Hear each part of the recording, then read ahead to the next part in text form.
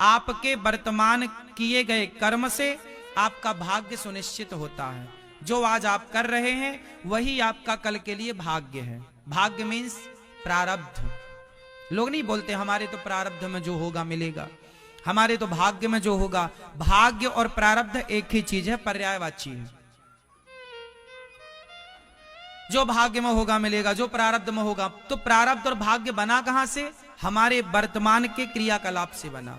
जो हमने किया आज आपके साथ अच्छा या बुरा, वही कल के लिए हमारा भाग्य है, प्रारब्ध है। तो भाग्य के निर्माता भी हम स्वयं ही हैं। भाग्य के निर्माता हम कौन हैं?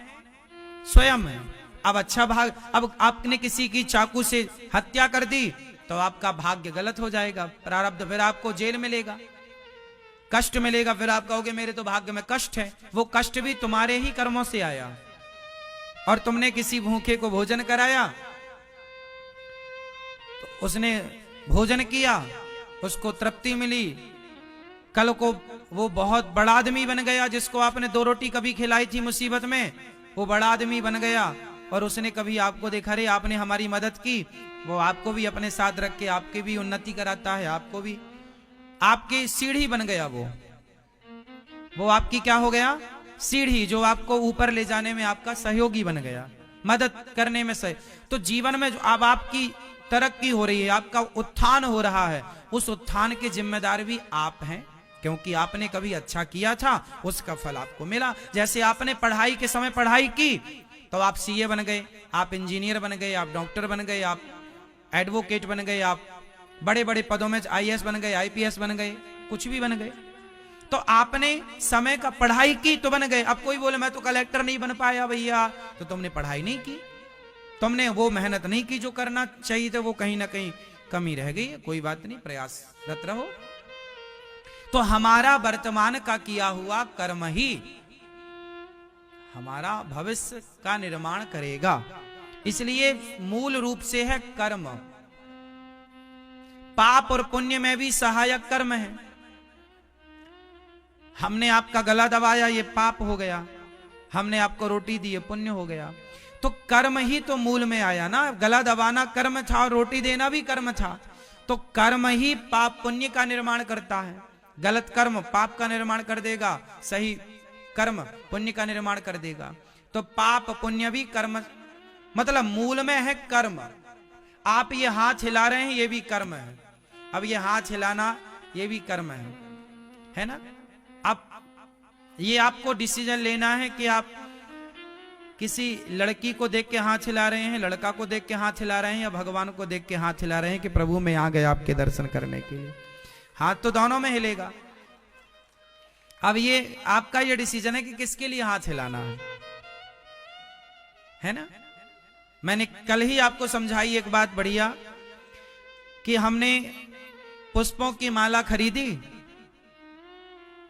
और वही माला उसी दुकान से उतने ही पैसे में एक दूसरे व्यक्ति ने भी खरीदी। पर एक ने भगवान को चढ़ाई और दूसरे ने एक वैश्या के कोठे पे जा रहा था तो वैश्या के लिए लेकर गया। एक ही दुकान से 2 माला खरीदी गई, दोनों 20-20 रुपए की थी।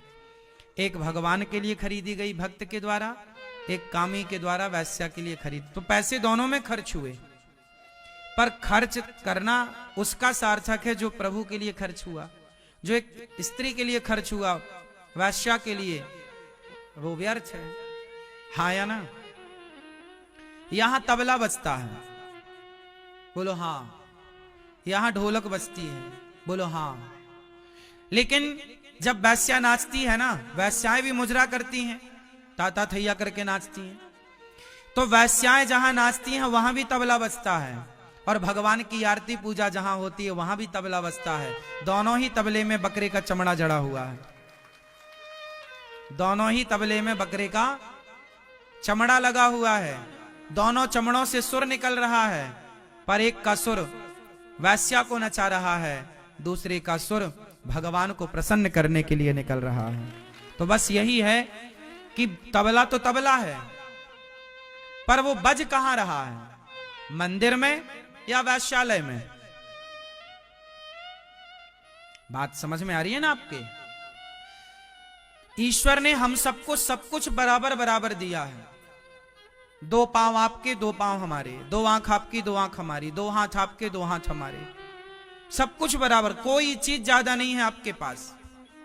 ईश्वर के घर से जब आए थे हम लोग तो सब बराबर बराबर लेकर आए थे। ईश्वर का बंटवारा बिल्कुल परफेक्ट है। माना कि कोई अंधा कोई लंगड़ा है, वो ठीक है कि उसका प्रारब्ध है, पर लगभग हम सब लोग 99% सबको ईश्वर ने बंटवारा बराबर किया है। क्यों मेरी माँ? तुम्हारी भी आंखें 2 हैं, पड़ोसन की आंखें भी 2 हैं, तुम्हारे भी पांव 2 हैं, पड़ोसन की भी आंखें 2, हमारे भी पांव 2, आपके सब कुछ 10 उंगलियां हैं, ये देखो सबकी 2 अंगूठे और 4 उंगलियां, एक एक हाथ में 8 उंगलियां और 2 ये अंगूठा, 10 टोटल। पांव में भी यही सिस्टम है, हाथ में भी यही सिस्टम है। तुम्हारे भी नाखून है, हमारे भी, तुम्हारे भी बाल, हमारे भी बाल, तुम्हारे भी नाक में 2 छेद, हमारे भी नाक में 2 छेद। क्या अलग है? कुछ भी अलग नहीं है। ईश्वर ने बंटवारा जब किया तो सबको एक सा दिया। फर्क यहां है कि जब ईश्वर का बंटवारा हुआ और आप संसार में आए तो किसी ने अपनी इन आंखों से प्रभु के चरणों को देखा, तो किसी ने इन्हीं आंखों से पराई नारी को छिप छिप करके देखा। बस देखने का फर्क है। आंखें तो ईश्वर ने सबको दी हैं, आप देख क्या रहे हैं मायने ये रखता है। पांव तो दिए हैं, आप लोग पांव दिए तो आप चलकर वृंदावन आ गए, और कोई अपने पांव से चलकर के वैश्या के कोठे में जाता है, तो कोई चलकर शराब की दुकान में जाता है। तो पांव से चलकर या तो आप वैश्या के पास जाएं, या तो शराब की दुकान में जाएं, या तो चलकर वृंदावन आए। पांव की जरूरत तो वैश्या के यहां भी पड़ेगी, पांव की जरूरत तो वृंदावन में भी पड़ेगी। तो पांव ईश्वर ने सबको दिए हैं। अब चलकर कहां जाना है ये डिसीजन आपका है, ये डिसीजन भगवान का नहीं है। लोग कहते हैं भगवान की मर्जी के बिना पत्ता नहीं हिलता, तो भगवान थोड़ी तुम्हारा हाथ पकड़ के कोई वैश्या के पास ले गए थे। भगवान थोड़ी रावण का हाथ पकड़ के ले गए थे कि जा सीता को चुरा ले। ईश्वर ने आपको दी रखा है ना, बंटवारा कर रखा है। ईश्वर ने आपको बंटवारा किया, हाथ पांव के साथ साथ आपको ईश्वर ने 50 साल 100 साल का समय भी दिया है। मेरे पास कितने साल का समय है? मेरे 33 साल पूरे हो गए जीवन के। मैं 33 वर्ष जीवन के कार्यकाल पूरा कर चुका।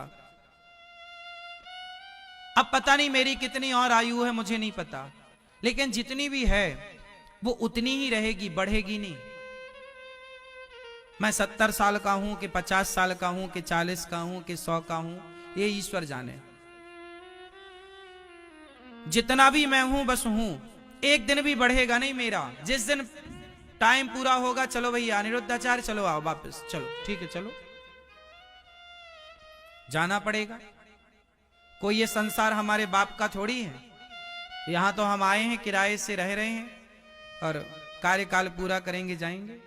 हमें 100 साल का समय मिला, माना कि उदाहरण के तौर पर, उस 100 साल का समय आपके पास भी है। अब 100 साल में, उसी 100 साल की आयु में कोई विवेकानंद हो जाता है, कोई राम हो जाता है, कोई रावण हो जाता है। वही समय पर कोई राम बन जाता है। जो आपने अपने समय का दुरुपयोग किया तो रावण हो गए, और आपने अपने समय का सदुपयोग किया तो राम हो गए। बात समझ में आ रही है? ईश्वर ने आपको ज्यादा कम नहीं दिया, बराबर दिया है। ईश्वर की तरफ से न्याय सबके लिए। ईश्वर की नजर में सब एक हैं। यहां आकर कोई हिंदू हो गया, मुसलमान हो गया, सिख हो गया, ईसाई हो गया, ईश्वर ने तो इंसान भेजे थे। मजहब, पंथ, धर्म, बंटवारा, जातियां तो ईश्वर ने, भगवान ने इंसान भेजे थे। बंटवारा संसार में हो गया। ईश्वर ने जब पानी बरसाया तो वो पानी था, लेकिन पानी की बूंद गंगा में गिरी तो वो गंगा जल हो गया, यमुना में गिरी तो यमुना जल हो गया, नाले में गिरी तो वही पानी नाला हो गया। बस ईश्वर ने तो पानी बरसाया था। गंगा तो यहां हुई, यमुना तो यहां बनी। जो पानी यमुना से जुड़ गया वो यमुना हो गया, जो गंगा से जुड़ गया वो गंगा हो गया, और जो नाले से जुड़ गया, ईश्वर ने ना तो नाला बनाया ना तो बंटवारा किया। ईश्वर ने तो केवल पानी बरसाया था, शुद्ध जल। वो संगति से हो गया। संगत गंगा की कर ली तो बरसता पानी गंगा बन गया, संगति नाले की कर ली, बरसता पानी नाला। संगत से गुण आते हैं, संगत से गुण जाएं, लोहा जड़ा जहाज में पानी में उतराए। संगत बड़ी मायने रखती है। अर्जुन ने कृष्ण की संगत कर ली और दुर्योधन ने शकुनी की संगत कर ली। जीत दुर्योधन की नहीं है और जीत अर्जुन की नहीं है, जीत अर्जुन की संगति की जीत है। संगति अच्छी होगी तो विजय आपकी है, संगति बुरी होगी तो पराजय आपकी है। संगत बहुत मायने रखती है, सलाहकार बहुत मायने रखते हैं। जितना श्रेष्ठ सलाहकार, गुरु क्यों बनाना चाहिए? गुरु सलाहकार है। गुरु, लोग कहते हैं गुरु क्यों बनाए महाराज जी? गुरु का अर्थ होता है जो आपके अज्ञान के अंधकार को मिटाए। गुरु का मतलब होता है जो आपको सही गाइड करे, सही राह बताए। सही मार्गदर्शक का नाम गुरु है। इसलिए बिना गुरु के सही मार्गदर्शन हो ही नहीं सकता। इसलिए जीवन में गुरु बनाना जरूरी होता है। गुरु बिन भव निधि तरह न कोई।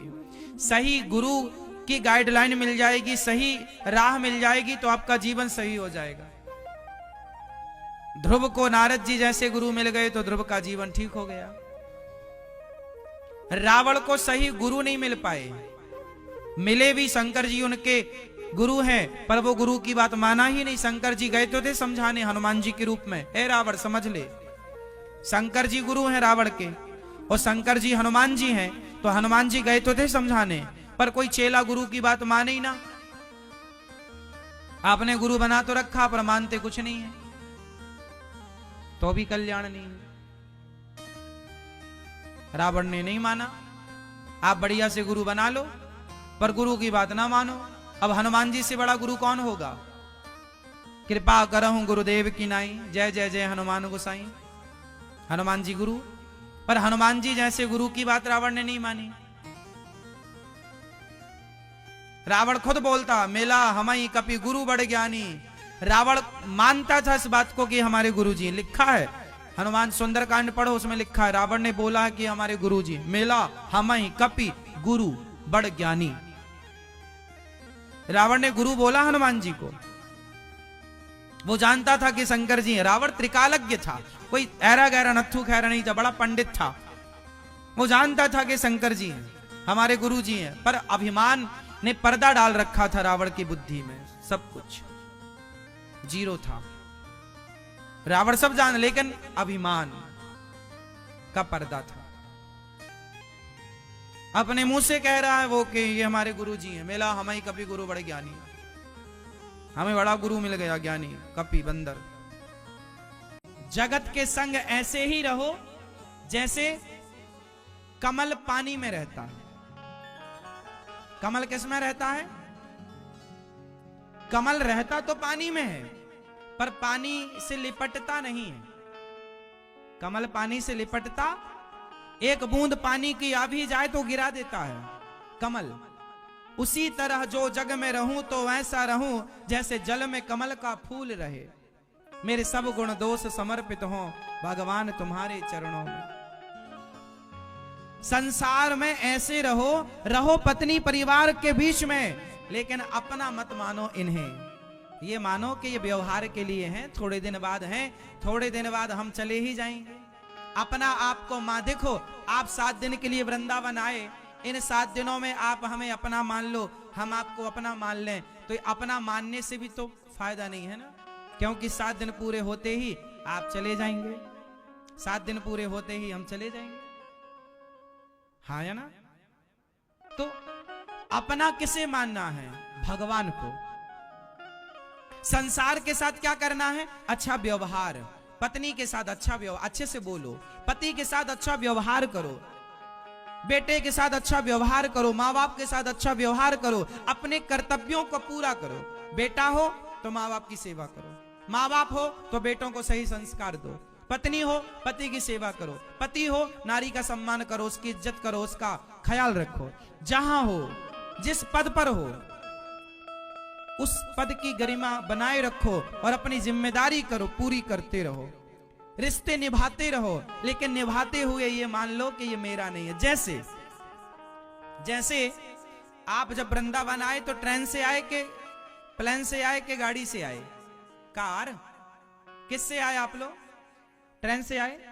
तो ट्रेन में जब आप आए ना, तो आप 8 घंटे 10 घंटे 15 घंटे ट्रेन में बैठे होंगे।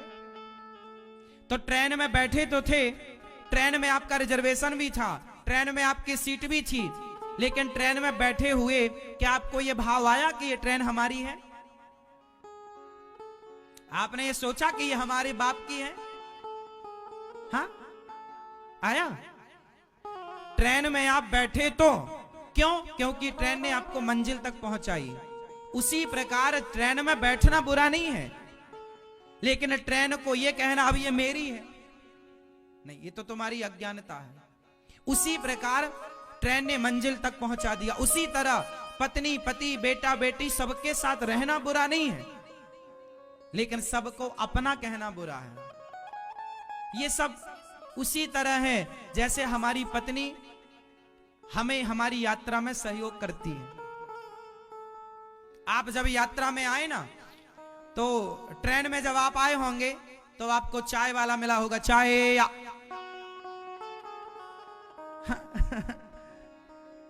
चाय वाला आया होगा, समोसा समोसा ले लो, पानी पानी पानी।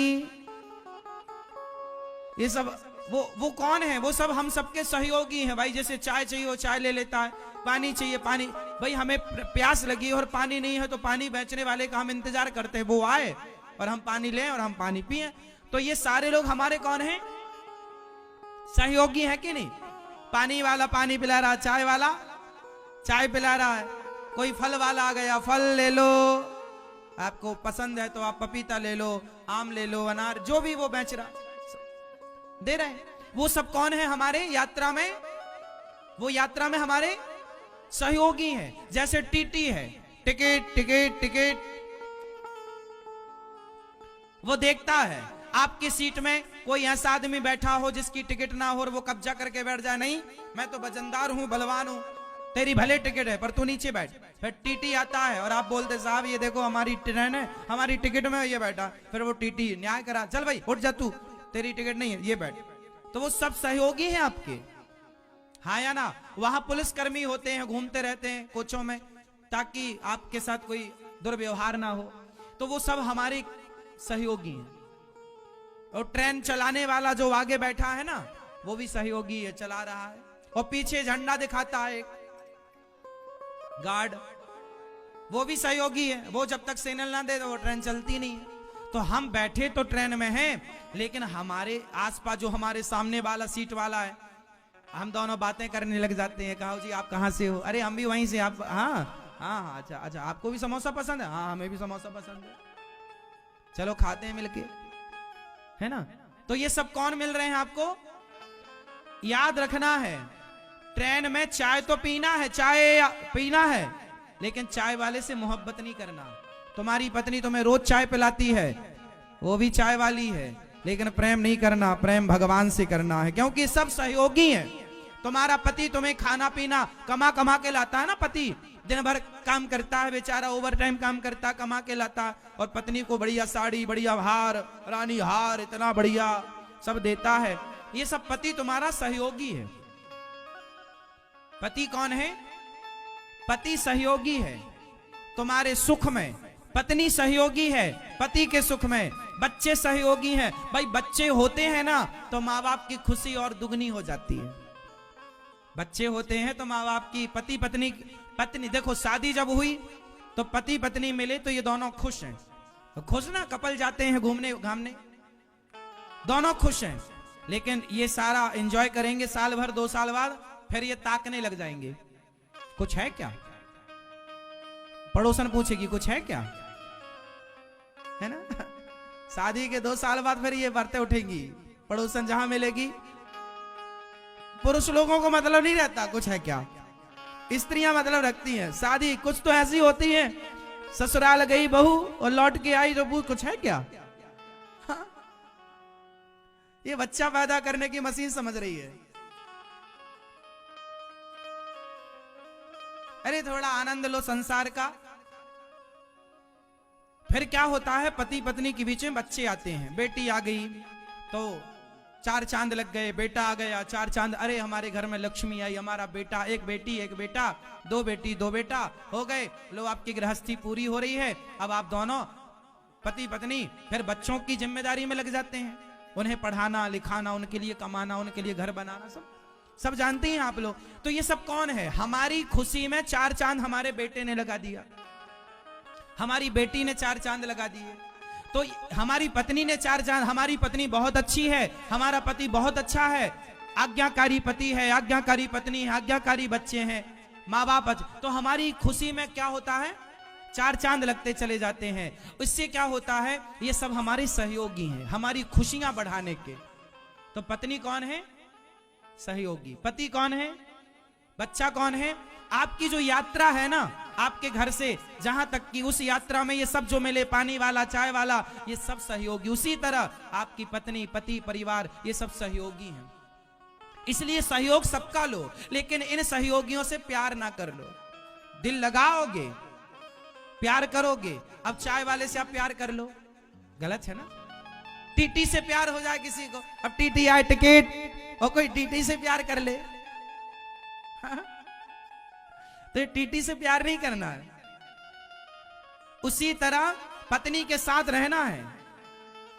दोनों पति पत्नी मिलो, भगवान का चिंतन करो। देखो, संसार का सुख भी लेना चाहिए, पर उस सुख के साथ परमात्मा को याद भी रखे रहना चाहिए। दोनों पति पत्नी मिलो, प्रभु की आरती करो, साथ में करो। हमारी पत्नी हमारी, अच्छा मैं आपसे हमेशा एक सवाल पूछता हूं, चलो बताओ शादी क्यों करते हैं? दादाजी आपसे सवाल करते हैं, आप सबसे बड़े दिख रहे हैं, पीछे के लोग भी ऊंचे बड़े हैं, अभी उनसे करेंगे आपसे पहले, आप सबसे आगे बैठे हैं ना, इसलिए बताओ शादी आपने की क्या? क्यों की? आपने विवाह क्यों किया? उत्तर दो। शादी हम लोग इसलिए करते हैं, वंश तो चलेगा ही चलेगा, पत्नी तो हमें सुख देगी ही देगी, पत्नी को तो पति सुख देगा ही देगा, बच्चे तो होंगे, उसमें कोई, शादी करना उद्देश्य बच्चे पैदा करने के लिए हम शादी नहीं करते। पत्नी से भोगों का सुख पाने के लिए हम विवाह नहीं करते, बल्कि विवाह की जो परंपरा है उसका मूल रहस्य ये है, मूल कारण ये है कि पत्नी के बिना पुरुष भगवान की पूजा करने का अधिकारी नहीं होता। भगवान को पाने में हमारी पत्नी सहयोगी है। जैसे रामलला की प्रतिष्ठा हुई तो मोदी जी ने पूरी पूजा नहीं की, क्योंकि मोदी जी कर नहीं सकते थे, क्योंकि पूजा में पत्नी का होना आवश्यक था। इसलिए वहां पर रामलला की पूजा में एक पति पत्नी जोड़े को बिठाया गया, पूरी पूजा का प्रोसेस उन्होंने किया, बाद में अंतिम प्रतिष्ठा में मोदी जी का केवल उपस्थिति थी, क्योंकि विधान है कि पूजा पाठ पत्नी वाला करेगा। अंत में मोदी जी आए, बाकी जो पूरा पद्धति थी 3 दिन का, जो 6 दिन का जो पूजा थी, उसमें मोदी जी नहीं बैठे। क्यों? क्योंकि तब बैठ सकते थे जब उनकी पत्नी उनके साथ हो। यदि पत्नी आपके साथ नहीं है तो आप पूजा के अधिकारी, तो हमारी पत्नी हमें पूजा का अधिकार प्रदान करती है। हमारी पत्नी हमारे को ईश्वर की प्राप्ति में सहयोग करती है। बिना पत्नी के आप यज्ञ कर नहीं सकते, हाँ या ना? फिर पत्नी को हल्के में ले रहे हो क्या? मैया बोल दिया करो अपने पति को, हल्के में मत लो हमें। हम केवल वंश चलाने के लिए ही नहीं है, बच्चे तो पैदा होंगे ही। भाई किसान गेहूं बोता है तो गेहूं तो बोता है गेहूं के लिए, लेकिन उसे फ्री में एक चीज मिल जाती है, क्या? भूसा। भूसा समझती हो? भूसा जो गैया इत्यादि खाती हैं। जैसे किसान ने गेहूं बोया तो गेहूं के बदले गेहूं मिलेगा, लेकिन भूसा फ्री में मिलता है। उसी प्रकार वंश तो शादी वादी कर लो, वंश तो फ्री में चलेगा ही चलेगा, ये तो भूसे की तरह है, बच्चे होंगे, लेकिन उद्देश्य है परमात्मा को पाना। पति पत्नी से उद्देश्य क्या है?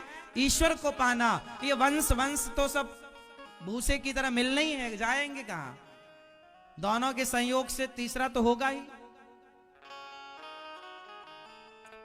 तो वो तो विधान ही है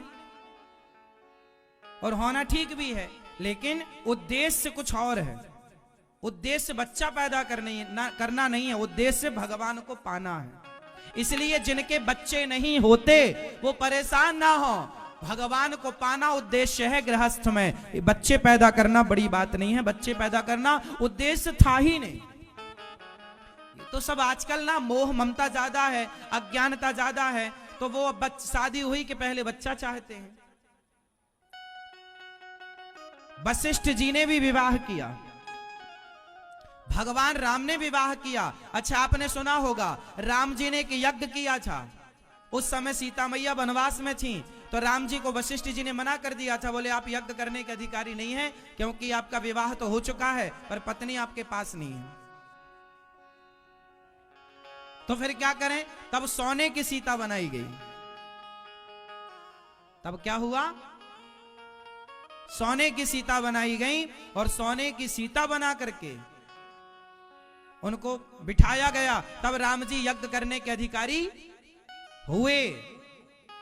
हाँ मेरी मां, इसलिए ना तो पत्नी अकेले पूजा करे, ना तो पति अकेले पूजा करे। जब कोई भी घर में अनुष्ठान हो, सत्यनारायण भगवान की कथा भी हो, तो पति पत्नी जोड़े से बैठ के पूजा करना चाहिए, तब उसका फल प्राप्त होता है। गौदान करो तो भी आप जोड़े से गौदान करो। जब आप कोई घर में अनुष्ठान कराओ, जैसे आप घर में कोई पूजा कराते हैं, तो उसमें पति पत्नी दोनों का होना। जैसे आप लोग, कुछ महिलाएं ना अकेली आहुति डाल देती हैं, स्वाहा स्वाहा स्वाहा स्वाहा, इनको ज्ञान नहीं है ना, इसलिए डालती हैं अकेले। कुछ लोग पुरुष लोग अकेले आहुति ना तो पुरुष अकेले आहुति डाल सकता है। हाँ, सामान्य हम जो रोज घर में हवन करते हैं वो तो ठीक है, पर कोई विशेष आप यज्ञ के यजमान बने, आपके घर में कोई बड़ी पूजा हुई, उसमें आप अकेले आहुतियां डालने के अधिकारी नहीं है, ना तो पुरुष और ना तो स्त्री। पुरुष बैठेगा, बगल में स्त्री बैठेगी, पुरुष आहुति डालेगा तो पत्नी केवल हाथ लगाएगी, पति के हाथ को स्पर्श करेगी। यज्ञ में कुछ आहुतियां ऐसी होती हैं जो आहुतियां पत्नी को डालनी पड़ती हैं। यज्ञ में ऐसा विधान है कि कुछ आहुति पुरुष की होती हैं और कुछ आहुतियां स्त्री के हाथ से होती हैं। तो अब जिसकी पत्नी ही नहीं है वो यज्ञ करने का अधिकारी नहीं है, इसलिए संत लोग यज्ञ नहीं कर सकते, पत्नी नहीं है। लक्ष्मी जी को अकेले बुलाओगी ना तो उल्लू में बैठ के आएंगी, उल्लू बना के चली जाएंगी। जो अकेले लक्ष्मी जी को बुलाता है, लक्ष्मी जी कभी टिकती नहीं है। अच्छा, लक्ष्मी जब प्रभु नारायण के संग जाती है ना, तो उल्लू पर बैठकर नहीं जाती है। लक्ष्मी जी के दो वाहन हैं, अकेले बुलाओगे तो उल्लू पर आएंगी, और युगल बुलाओगे मतलब नारायण सहित लक्ष्मी बुलाओगे तो उनका वाहन बदल जाएगा। फिर किस में आएंगी आप बताओ? हाँ, हाथी में कौन बोल रहा है? हाँ, जब जब पत्नी पति के साथ चलती है ना, देखो पत्नी तो जाती है तो अपना एक्टिवा स्कूटी उठाई चलेगी फिर, लेकिन जब पति के संग जाएगी, वो पति के पास कार है तो पति कार में बैठा के ले जाएगा। तो लक्ष्मी जी का अपना पर्सनल वाहन तो उल्लू है। जैसे कोई अकेले बुलाए ना, हे लक्ष्मी जी आप बस आओ, लक्ष्मी बोली आ रही हूं, तो जो उल्लू बना के चली जाऊंगी। इसलिए अकेले लक्ष्मी जी को मत बुलाया करो, भगवान नारायण को बुलाओ। जब प्रभु नारायण को बुलाओगे तो लक्ष्मी जी उनके संग ही आएंगी, पत्नी कहां जाएगी? तो जब लक्ष्मी जी नारायण के संग आती हैं तो गरुण जी पर बैठ करके आती हैं। किस पर बैठ कर आती हैं? आपने कभी जगन्नाथ जी गए हो तो वहां मंदिर के द्वार पर गरुण स्तंभ है। हमारे भारत में आप यहां रंग जी जाइएगा, वृंदावन में सोने का खंबा है जहां, वहां उस सोने के खंबा पर कौन बैठे हैं? गरुण जी। गरुण स्तंभ बोलते हैं। हम भारतीयों के मंदिर जब जब जहां जहां रहे वहां पर गरुण स्तंभ जरूर रहा। कौन रहा? गरुण स्तंभ, गरुण जी,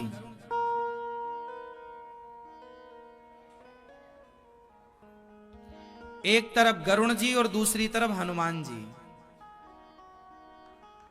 गरुण जी पर सवार होते हैं हमारे भगवान। किस पर सवार होते हैं? और जो लक्ष्मी भगवान नारायण के संग गरुण में बैठकर आती हैं, वो आती तो हैं पर कभी जाती नहीं है, रह जाती हैं। और जो लक्ष्मी उल्लू पर बैठकर आती हैं, वो जल्दी भाग जाती हैं। इसलिए अकेले लक्ष्मी की उपासना नहीं, प्रभु नारायण के संग।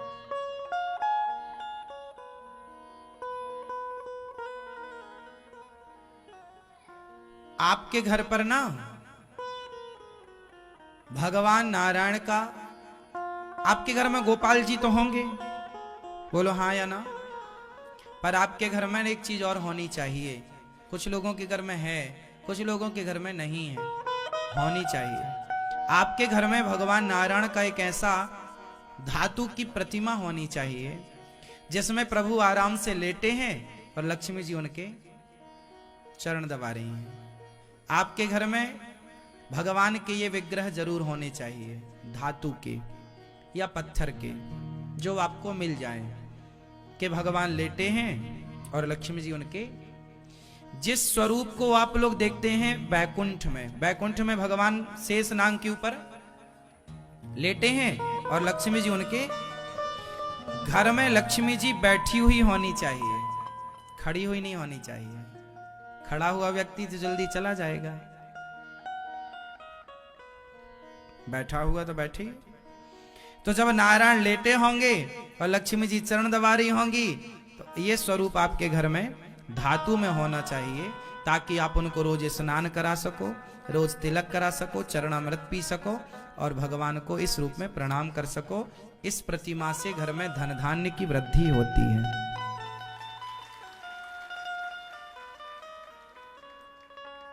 ये आपके घर में होनी चाहिए, जिन्हें बोलते हैं श्रीमन नारायण, लक्ष्मी नारायण। हमारे घर में क्या होने चाहिए? लक्ष्मी नारायण भगवान, लक्ष्मी जी चरण दबाते हुए, ताकि वो आपके घर पे ही बैठ के दबाएं, फिर उन्हें कहीं जाए। दोनों पति पत्नी होंगे तो कहीं भटकने की जरूरत ही नहीं है। आपके घर कोई फिर वो अपना ठिकाना बनाए, मैया यहीं रहो, उनकी प्रॉपर पूजा करो। भगवान श्रीमन नारायण को रोज नहलाओ, उनको लक्ष्मी मैया को नहलाओ। अच्छा ये बताओ, मैंने पहले भी कई बार आपको बताया है, इस संसार की सबसे पहली प्रतिमा कौन सी है? इस संसार की सबसे पहली मूर्ति कौन सी है? हमने कई बार आपको बताया है कौन सी है संसार की सबसे पहले। कोई आपसे सवाल कर ले कि दुनिया की सबसे पहली मूर्ति कौन सी है, सृष्टि की सबसे पहली प्रतिमा, मूर्ति पूजा जब स्टार्ट हुई तो पहली मूर्ति कौन थी और वो कहां है? और आपको आश्चर्य होगा, इस संसार की वो पहली प्रतिमा आज भी है और आज भी पूजा हो रही है। बताओ कौन?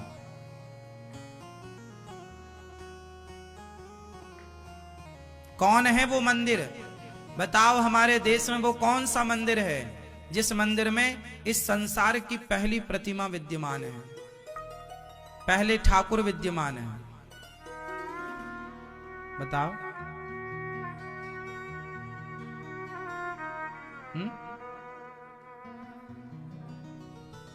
सतयुग के भगवान, मतलब सतयुग, फिर त्रेता, फिर द्वापर और कलयुग, आज तक हैं वो। आज तक उनकी सतयुग से परंपरागत पूजा चली आ रही है। लाखों साल पुराना उनका इतिहास मौजूद है, लाखों साल। मोहनजोदड़ो हड़प्पा संस्कृति तो 1800 और 2000 साल पुरानी बात है, हम तो लाखों साल की बात कर रहे हैं।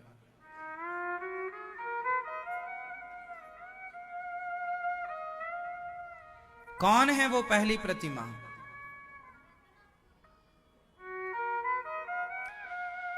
दशरथ जी का नाम क्या था पिछले जन्म में? क्या था दशरथ जी का नाम? क्या था पिछले जन्म में? मनु। और कौशल्या मैया का नाम था शतरूपा। जब मनु शतरूपा ने प्रभु से कहा, यह बात है सतयुग की, उस समय की जब सृष्टि प्रारंभ हुई थी। जब सृष्टि प्रारंभ हुई मतलब अभी सृष्टि शुरू हुई, अभी भीड़ भाड़ कुछ नहीं है, कोई भी नहीं है, अभी प्रारंभ काल है। तो मनु शतरूपा ने घोर तपस्या की, 10,000 वर्षों तक कठिन तपस्या की। तब भगवान प्रकट हुए, और भगवान जब प्रकट हुए तो मनु से कहा, मांगो, कुछ मांगो। तो मनु जी ने कहा, प्रभु हमें आपके जैसा बेटा चाहिए। आपके जैसा? बोले अब हमारे जैसा बेटा? भगवान बोले हमारे जैसा तो दुनिया में कोई है ही नहीं, लेकिन हम आपने मांगा तो हम ही अब बेटा बन के आएंगे आपके, पर आएंगे त्रेता में। तो सतयुग से मनु जी जब तक रहे तो रहे, उसके बाद वो स्वर्ग में आनंद करते रहे। तो मनु जी ने कहा कि प्रभु आप तो त्रेता में आएंगे, तब तक हमें कोई आधार तो दो, हम आपकी उपासना कैसे करें। तब भगवान नारायण ने अपनी एक प्रतिमा उन्हें प्रदान की, ये लो हमारी प्रतिमा ले जाओ और अयोध्या जी में स्थापित करो। मनु जी अयोध्या के राजा थे, तो मनु जी प्रतिमा लेकर के, भगवान ने जो प्रतिमा दी वो कैसी प्रतिमा थी? वही क्षीर सागर शेषनाग भगवान लेटे हैं, जस के तस जैसे भगवान लेटे हैं। शेषनाग भगवान के गद्दा नहीं है ना, तो शेष भगवान के सुंदर से हो, उस पर ही लेटे हैं। गद्देदार सांप, गद्देदार उस पर लेटे हैं, कुंडी पर, जो शेषनाग भगवान की कुंडी है उस पर लेटे हैं, और ऐसे हाथ किए हुए हैं, और लक्ष्मी जी उनके चरण दबा रही हैं। बिल्कुल इसी स्वरूप को, लक्ष्मी सहित स्वरूप को प्रभु ने प्रकट कर दिया, प्रतिमा को प्रकट किया और मनु जी को प्रदान किया। मनु जी लेकर अयोध्या जी आए। फिर मनु जी के वंश में जितने राजा हुए वो सब इनकी पूजा करते रहे, यहां तक कि मनु जी जब दशरथ बनकर आए तो इनकी पूजा की। प्रभु राम ने भी पूजा की। आपने सुना होगा, एक बार कौशल्या मैया पूजा कर रही थी, तो मैया ने राम जी को दूध पिला के लिटाया पालने पर, और जब पूजा करने रंगनाथ भगवान के अंदर गई तो वहां भी राम, यहां वहां दुई बालक देखा। रामचरितमानस में शंकर जी स्तुति कर रहे हैं तो रंगनाथ भगवान का नाम ले रहे हैं। शंकर जी बोले, बार बार बर मांगऊं हरस दे हो श्री रंग। श्रीरंग, श्रीरंग मतलब रंगनाथ जी। जो भगवान प्रकट हुए वो रंगनाथ भगवान थे, वो अयोध्या जी में विराजे। जब राम राजा बने, 14 वर्ष का वनवास पूरा करके आए, तो राम जी के राज्य तिलक में विभीषण जी आए। तो विभीषण जी ने कहा कि प्रभु हम आपसे कुछ मांगे। भगवान बोले मांगो। बोले आपके अयोध्या में ये रंगनाथ भगवान विराजे हैं, अब एक काम करो कि अब तो आप ही भगवान हो, अब यहाँ इनकी क्या आवश्यकता, आप हमें दे दो, हम लंका लेकर के जाएंगे। राम जी बोले ले जाओ। रंगनाथ भगवान को विभीषण जी लंका ले जाने लगे, तो रंगनाथ जी ने बोला सुनो, तुम हमें लंका तो ले जा रहे हो, पर शर्त है हमें बीच में कहीं रख मत देना, यदि रखोगे तो फिर हम वहीं रह जाएंगे। अब विभीषण जी बोले बिल्कुल नहीं रखेंगे। अब विभीषण अपने विमान पर भगवान को रखे। पुष्पक विमान था विभीषण के पास, रावण वाला। पुष्पक विमान में भगवान को पधराया, रंगनाथ भगवान को, और लेकर के चले। तभी विभीषण जी को ना लघु शंका आ गई। जब लघु शंका आई तो उन्होंने अपना विमान रोका, और रोका तो वो जिस तरफ उतरने वाला था उसी तरफ भगवान को पधरा रखा था। तो जब तक भगवान को नहीं उतारेंगे तब तक वो उतर नहीं सकते थे। तो उन्होंने भगवान जी को भी उतार के वहां, वो भूल गए कि भगवान ने ये वचन लिया कि हमें कहीं रखना मत। तो विभीषण जी ने उनको जमीन में वहीं पधरा दिया, और जैसे ही रखा लघु शंका करके आए, स्नान इत्यादि करके जब आए तो उठाए तो उठे ही नहीं। भगवान बोले भूल गए, हमने बोला था ना मैं रखना मत। अब विभीषण जी रोने लगे, प्रभु क्या बताएं, वो गलती हो गई, आपको हमने रख दिया। भगवान बोले कोई बात नहीं, मैं अपने भारत को छोड़कर जाना ही नहीं चाहता, पर तुम एक काम करना कि मैं देखूंगा तुम्हारी तरफ, चिंता ना करो। इसलिए रंगनाथ भगवान का मुंह दक्षिण की तरफ है और तुम पूजा करने रोज यहीं आया करो। आज भी विभीषण जी रंगनाथ भगवान का पूजन करने आते हैं। विभीषण जी अमर है ना, तो विभीषण जी आज भी आते हैं। तो जो पहला मंदिर है, जो पहले प्रतिमा है, वो रंगनाथ भगवान की प्रतिमा है। ये देखिए टीवी पर आप देख सकते हैं, ये रंगनाथ भगवान है, ये रंगनाथ भगवान टीवी पर आप देखिए, ये रंगनाथ भगवान है लेटे हुए। तो भगवान विराजे हैं, ये रंगनाथ भगवान है। श्री रंगम, गोदावरी नदी के तट पर आज भी मंदिर है श्री रंगम। अभी राम जी की प्रतिष्ठा के पहले मोदी जी भी गए थे वहां दर्शन करने, श्री रंगम। आप कभी दक्षिण जाओ ना तो सब जगह जाओ। कहां कहां जाओ? जैसे आप लोग रामेश्वरम जाते हैं, रामेश्वरम के पास ही है श्री रंगम। फिर वहीं पास में तिरुपति बालाजी हैं, तिरुपति बालाजी, श्री रंगम, रंगनाथ जी और शिव जी रामेश्वरम, ये तीनों दक्षिण में ही हैं और 300 किलोमीटर की दूरी पर हैं। लगभग कंफर्म हम नहीं कह सकते, लगभग 300 किलोमीटर, 350 किलोमीटर की दूरी है। ये दास दर्शन किया है तीनों स्थानों का। तो वहां पर रंगनाथ भगवान है। रंगनाथ भगवान की बहुत महिमा है।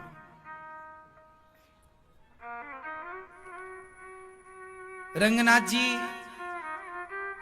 की पूजा श्री रामानुजाचार्य जी करते थे। ये हमारे दर्शन कीजिए रामानुजाचार्य जी। ये जो रामानुजाचार्य जी हैं, आज से 1000 साल पहले इस धरती पर आए।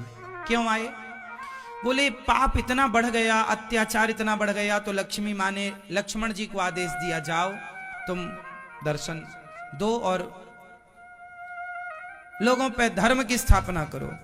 तो रामानुजाचार्य जी आते हैं, लक्ष्मण जी ही रामानुजाचार्य जी के रूप में आए आज से लगभग 1000 वर्ष पहले। और रामानुजाचार्य जी ने खूब धर्म की स्थापना की, भक्ति का प्रचार किया, प्रेम को प्रचारित किया कि प्रभु से प्रेम करो बस। रामानुजाचार्य जी आए और जब इनका जीवन कार्यकाल पूरा हुआ, जब इनकी अंतिम घड़ी आई और जब इन्होंने प्राण विसर्जित कर दिए, प्राण त्याग दिए, तब इनके शिष्यों ने, ये घटना है, ये घटना भी वहीं रंगम की है, रंगनाथ जी की, रंगनाथ मंदिर के अंदर रंगनाथ भगवान की पूजा आप करते थे।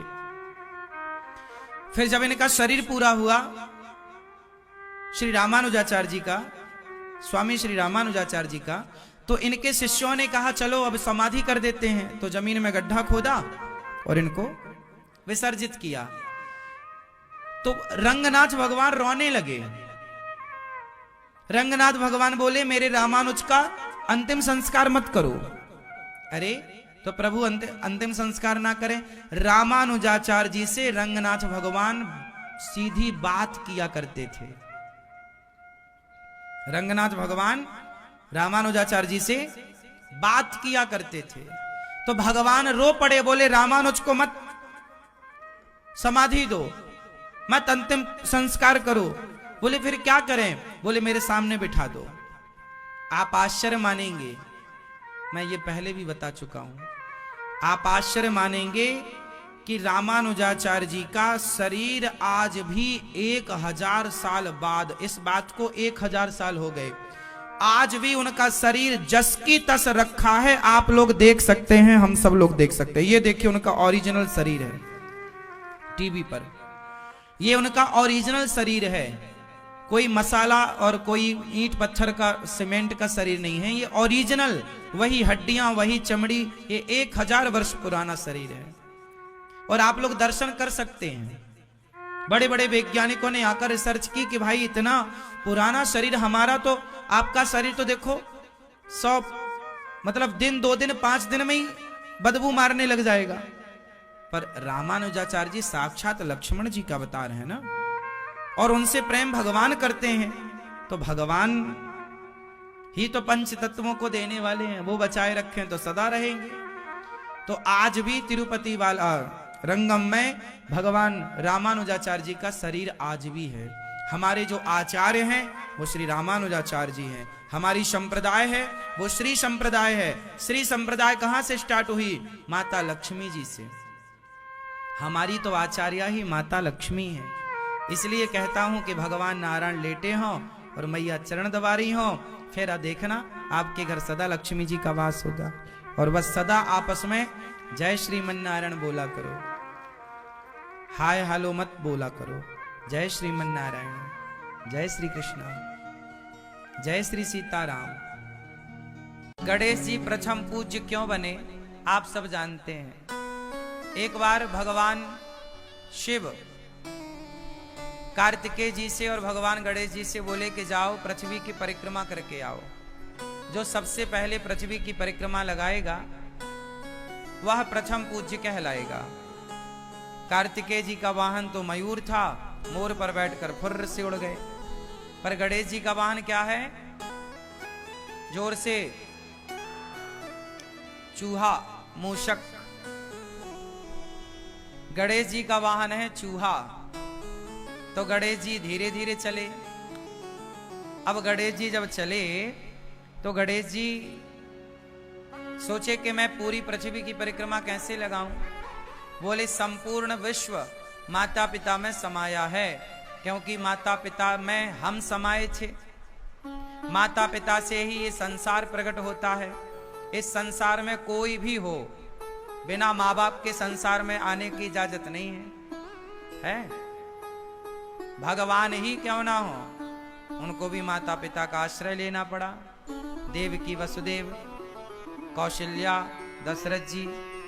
इस संसार में ऐसा कोई नहीं है जो भगवान भी माँ बाप के बिना आए।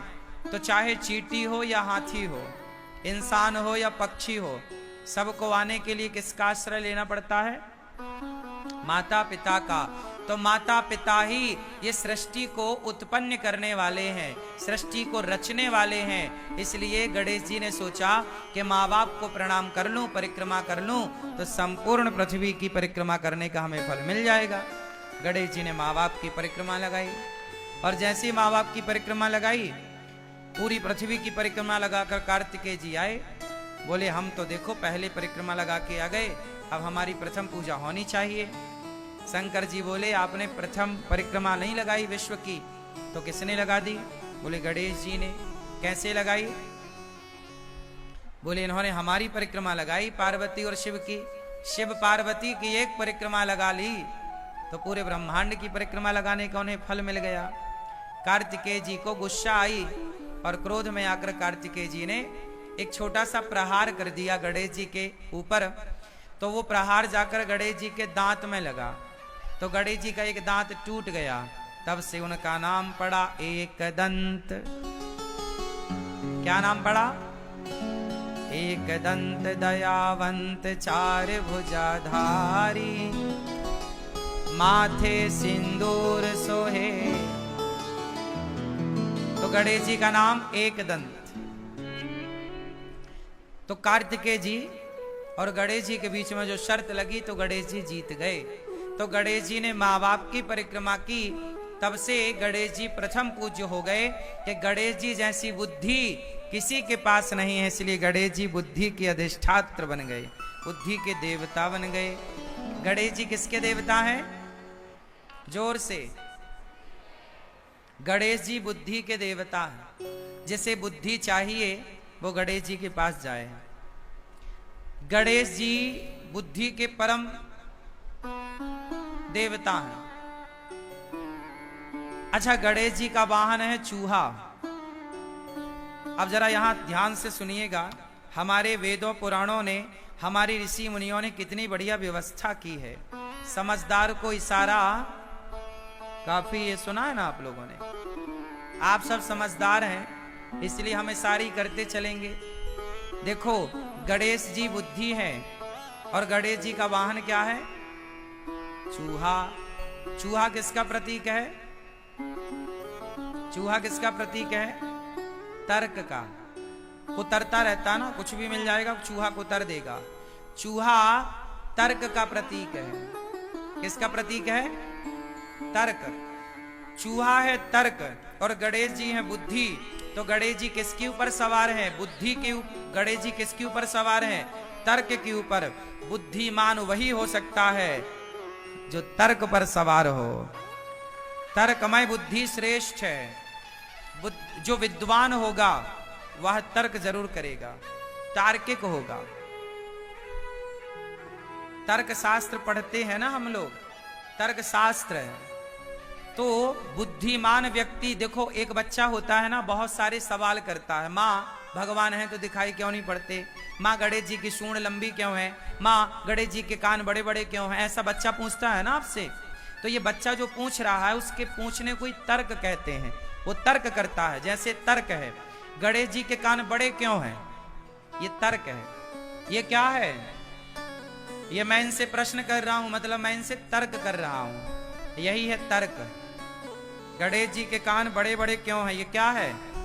बोलो बोलो, क्या है ये? तर्क है। क्या है ये? तर्क। अच्छा, तर्क कौन कर सकता है? सवाल कौन कर सकता है? मूर्ख व्यक्ति कभी सवाल नहीं कर सकता। पढ़ा लिखा बुद्धिमान ही सवाल कर सकता है। सवाल करने वाला तार्किक है, मतलब पढ़ा लिखा है। छोटे छोटे बच्चे बहुत सारे सवाल करते हैं, क्योंकि उनके अंदर, वो अभी पढ़े लिखे तो नहीं है, पर उनकी जिज्ञासा है, तर्क है। तो तर्क कौन कर सकता है? बुद्धिमान व्यक्ति। एक बच्चा वो होता है जो अपने टीचर से बहुत सारे सवाल करता है। सर जी समझ में नहीं आया, ऐसा क्यों हुआ? ये ऐसा है तो ऐसा क्यों हुआ? वैसा है तो वैसा क्यों? जो बच्चा बहुत सारे सवाल करता है, मतलब वो बुद्धिमान होगा। और जो बच्चा मास्टर से कुछ नहीं पूछता, वो एक नंबर का बुद्धू होगा। बात सही है कि गलत है? जो ज्यादा सवाल करेगा वो कौन होगा? जोर से, बुद्धिमान। तो गणेश जी किस पर बैठे हैं? तर्क पर। गणेश जी बुद्धि हैं और सवार तर्क पर हैं। बुद्धिमान हमेशा तर्क करता है। ये गणेश जी का चूहे पर बैठने के पीछे का साइंस है, विज्ञान है। गणेश जी के कान बड़े बड़े होने के पीछे का विज्ञान बताओ आप। गणेश जी के कान बड़े बड़े क्यों हैं? ना बताओगे? गुस्सा हो क्या? गणेश जी के कान बड़े हैं, इसलिए आपको मैसेज दे रहे हैं कि भैया ज्यादा से ज्यादा सुनो, ज्यादा से ज्यादा सुनो। ज्यादा, यदि आप ज्यादा सुनने लग जाएंगे अपने माता की, पिता की, सास की, ससुर की, पति की, पत्नी की, तो आप कभी झगड़े में उलझेंगे ही नहीं। जो ज्यादा सुनता है वो झगड़े में नहीं उलझता। जो कम सुनने वाले होते हैं, बोले मैं आपकी क्यों सुनूं, जो कहते हैं मैं आपकी क्यों सुनूं, वो झगड़ा जरूर करेगा। और जो सुन लेता है, सुन लो ना, माँ की, पिता की, पत्नी की, पति की, सुन लो। गणेश जी के कान, गणेश जी के कान, तो बताओ गणेश जी के कान बड़े क्यों हैं? आपको ज्यादा से ज्यादा सुनना है। आप लोग कम सुनते हो ना, इसलिए झगड़ा होता है। पर गणेश जी क्या मैसेज दे रहे हैं? ज्यादा सुनो। अच्छा, गणेश जी का मुंह दिखाई पड़ता है आपको? क्यों? गणेश जी के दर्शन करके बताओ, गणेश जी का मुंह दिख रहा है? हाँ या ना? हाँ या ना? हाँ या ना? जोर से। गणेश जी का मुंह नहीं दिख रहा है। गणेश जी के मुंह अंदर है, सूंड ऊपर है। सूंड दिख रही है, मुंह दिख नहीं रहा है। मुंह भीतर की तरफ होता है।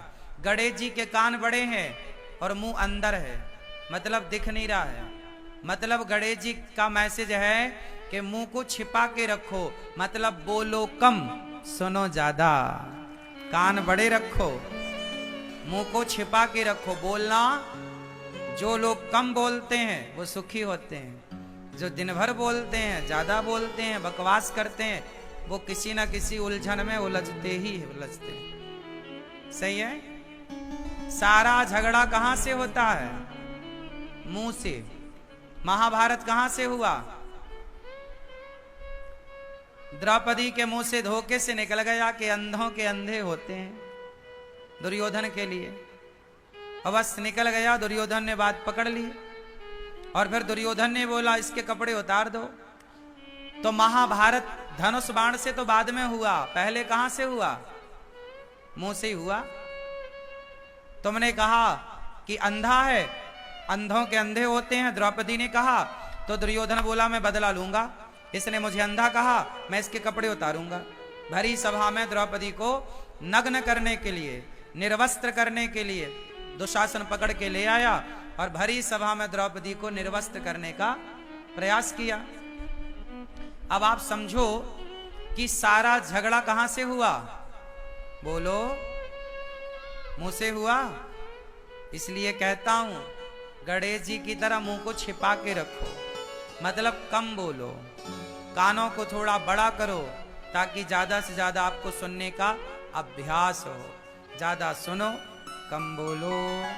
चलो, गणेश जी का पेट बड़ा है, बताओ क्यों?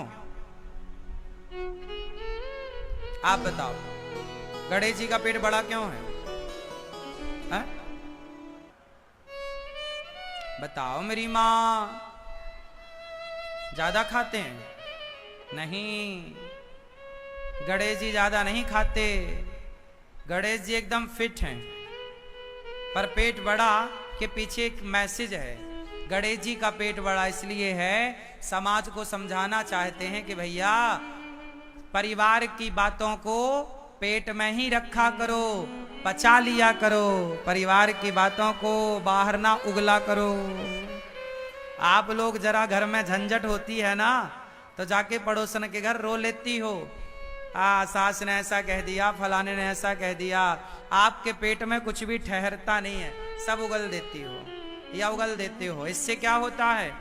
संत जन कहते हैं, अपने, एक दोहा बोल रहा हूं, फिर आप अर्थ बोलना, हमें उसका अर्थ नहीं आता, आप लोगों से जानेंगे आज।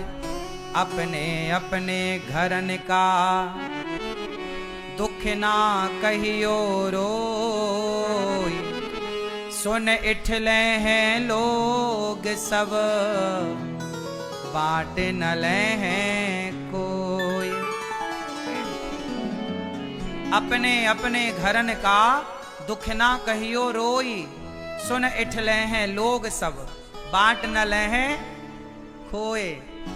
आप सब अपने घर का दुख किसी से मत कहो, क्योंकि दुनिया सुनती है आपके संग रो रो कर, और आपका दुख रो रो कर दुनिया सुन लेगी। आपके जाने के बाद हंस हंस कर लोग बताते हैं कि देखो इसके घर ऐसा हो गया, इसका पति ऐसा है, इसकी पत्नी ऐसी है, इसका परिवार ऐसा है, इसका बेटा ऐसा है। इसलिए अपने घर की बातें कभी कितना भी अपना हो मत बताओ, पचाओ। इसलिए गणेश जी का पेट बड़ा, कुछ बातें पेट में, हर चीज बताने की नहीं।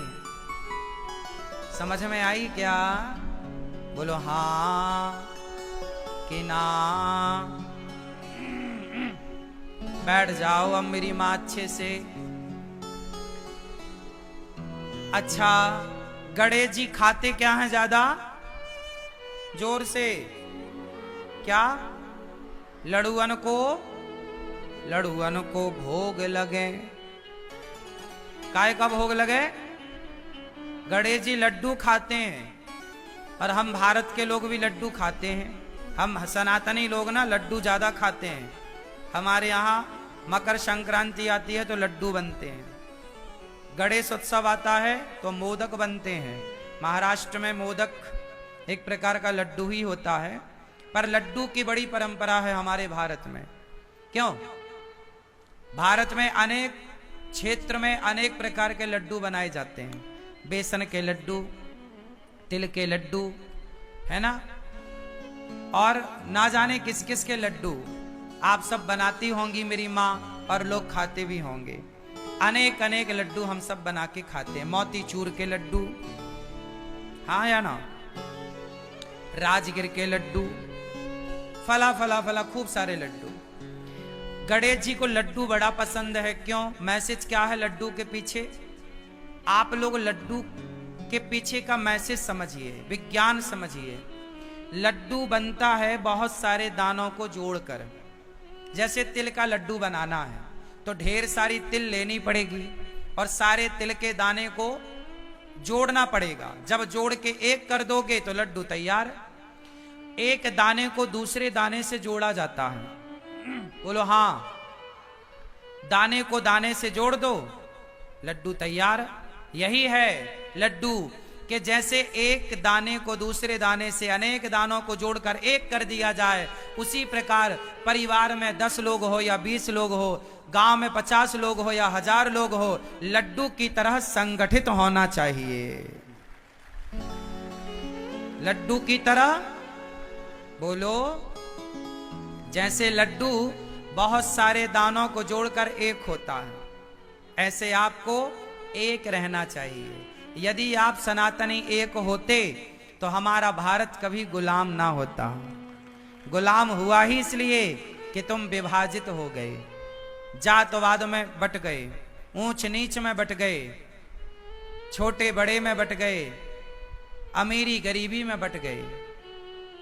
यदि बटे ना होते तो क्या मजाल मुगलों की और अंग्रेजों की कि तुम्हारे देश पर आक्रमण करते और जीतते। आते, चलो आते तो तुम संगठित होते तो पछाड़ देते, पर तुम हार गए क्योंकि तुम बिखर गए।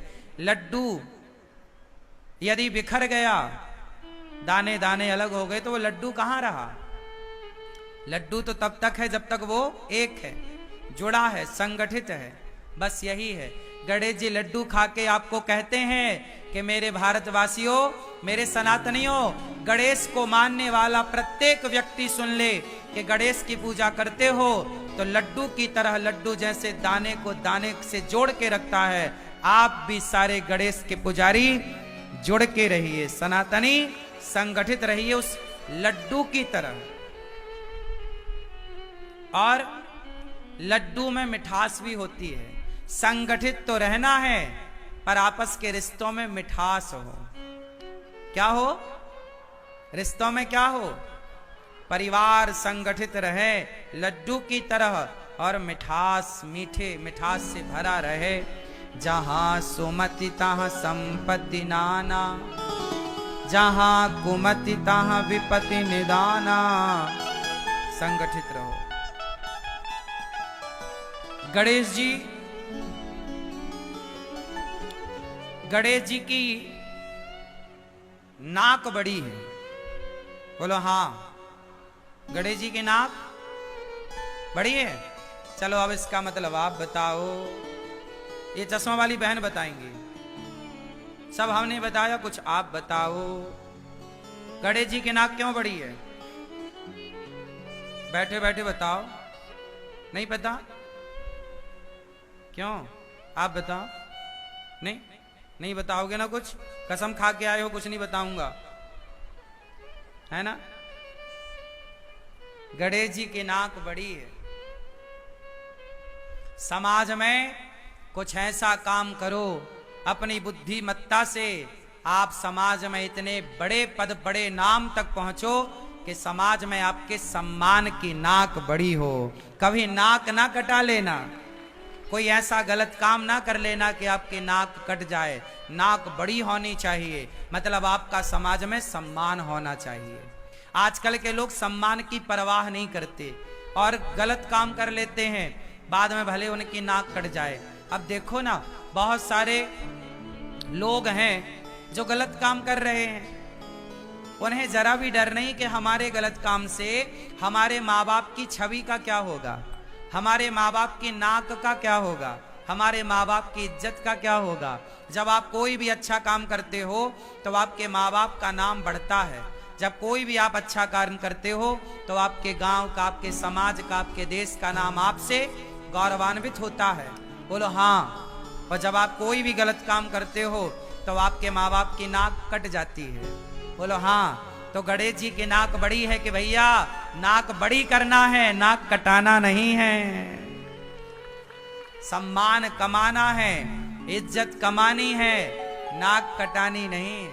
ऐसे कोई काम नहीं करने जिन कामों को करने से आपका समाज में अपयश हो। सदा वही काम करो ईमानदारी से जिससे आपका समाज में यश स्थापित हो। यही कार्य करना चाहिए। बोलिए गणपति बप्पा गणेश भगवान की जय। रिश्ते बेहतर बनाना हो तो क्या होना चाहिए? पहला ऑप्शन है पैसा। पैसा तो आ जाएगा, पैसा बड़ी चीज नहीं है। प्रेम, प्यार तो हो जाएगा। प्यार रहते रहते होता है। आप कुत्ता रख लो घर में, धीरे धीरे कुत्ते से भी प्यार हो जाएगा। गाय रख लो, धीरे धीरे गाय से भी प्यार हो जाएगा। जिसके संग आप उठने बैठने लगते हैं प्यार तो उससे हो ही जाता है। हम संतों के संग उठने बैठने लगे, हमें संतों से प्यार हो जाएगा। हम शराबियों से उठने बैठने लगे, हमें शराबियों से। तो प्यार तो हो ही जाएगा जिसके संग आप रहोगे। तो मैया प्यार हो जाएगा, तुम बिल्कुल चिंता ना करो। पैसा, प्यार और चौथी थी समझदारी। समझदारी समय के साथ आती है पीले भैया। कहावत कहते ना गांव में, जस जस भीगे कामरी तस तस भारी होए। कंबल को जितना गीला करोगे उतना उसका वजन बढ़ता है। समय के साथ समझदारी आती है। जैसी आपकी आयु बढ़ेगी वैसे ही आपकी समझदारी बढ़ेगी। ये जितने बूढ़े लोग बैठे हैं ना, इनके पास हमसे ज्यादा समझदारी है, क्योंकि उम्र का भी एक अनुभव है। तो समय के साथ समझदारी आती है। बच्चे कितना भी पढ़ लें, डिग्री आप कितनी भी ले आओ, लेकिन आपका दादाजी यदि अनपढ़ अंगूठा छाप है तो उस अंगूठे छाप बूढ़े दादाजी से भी वो आपसे कई गुना ज्यादा समझदार, क्योंकि उन्होंने उम्र देखी है, समय देखा। तो समय का अनुभव उनको है, तो आपकी डिग्रियों से ज्यादा अनुभव बूढ़ों को होता है बिना डिग्रियों के। क्यों जी, बात सही है? फिर तो समझदारी समय के साथ आएगी। अब बात बची एक, और वो है सहनशीलता। अरे भाई, पत्थर जब छेनी और हथौड़ों की चोट खाता है ना, तो पत्थर भी मूर्ति बन जाता है, भगवान बन जाता है।